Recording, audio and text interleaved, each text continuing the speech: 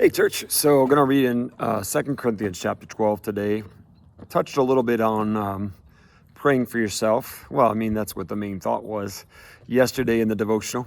Today, as we read the scriptures, I want to see that it's just not isolated to that one place, and that the Apostle Paul actually prayed for himself as well.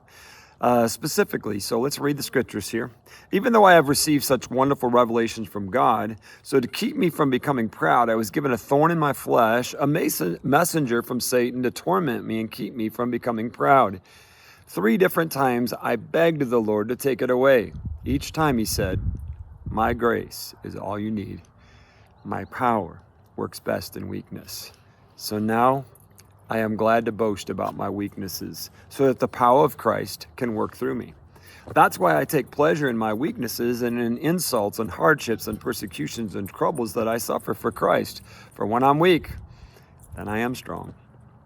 Okay, so obviously there's some great stuff in here that we can learn from, specifically the fact that, it's okay to come to the Lord and ask for a touch from him personally for yourself, whatever's going on. We know a couple things here. The enemy will try and jab us. We see that, right? I mean, a messenger from Satan to just try and discourage him and, frustrate him in his process. And we know this too, that even though it was something along those lines, that God didn't remove it. God wanted to keep Paul humble and dependent upon him. Didn't want him getting arrogant and cocky and the incredible things that God was doing through him. And so in order to keep him humble, these things happen. So as we come out of this, I just want you to know that we are going to face challenges. The enemy is going to come against us.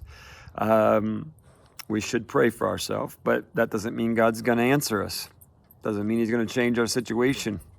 But it does mean this: God's faithful and he's aware, and he knows what we need.